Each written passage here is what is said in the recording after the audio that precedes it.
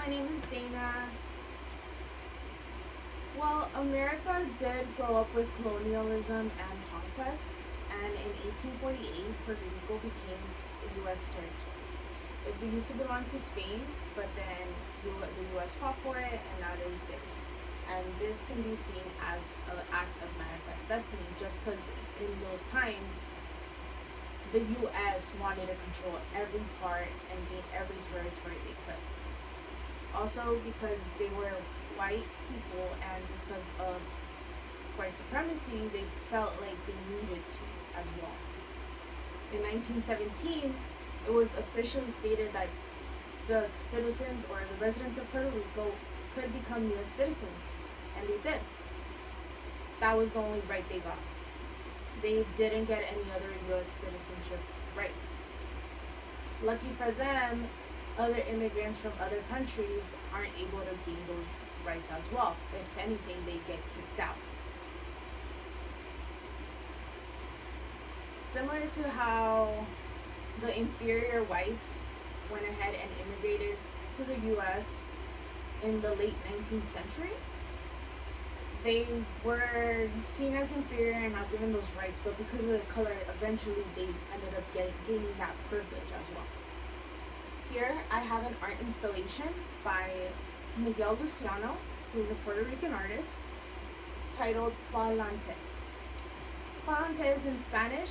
It's a contraction for para adelante, which means moving forward. The overall installation is like a metaphor for unable to move forward without also going backwards. And this is true with immigration today.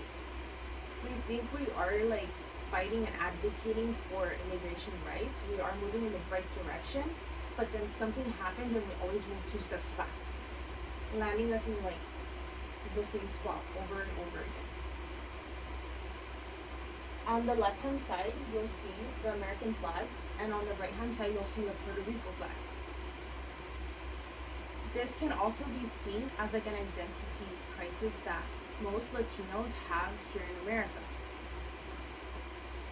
Similar to how like this third wheel here can act as a hyphen. So it can be like either you're Puerto Rico American, Mexican American, Asian American, even African American. Because we don't belong either there or here. Just like the Chicano movement, where they weren't accepted by the Mexicans and they weren't accepted by the Americans. So that's why they made their own community with their own beliefs as well.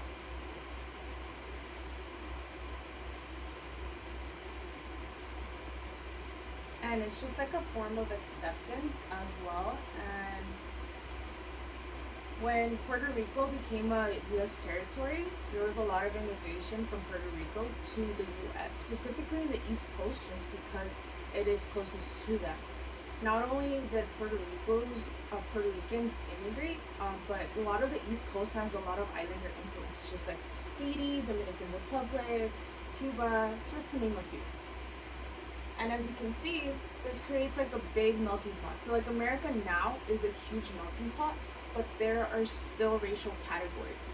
And this serves as one of those racial categories. For example, when you're voting, there's not a lot of them, so you have to choose most of the time white or other, just because there is still race present in America due to white colonialism back in the day.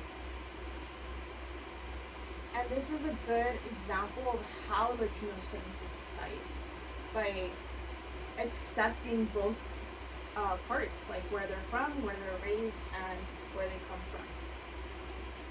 Thank you.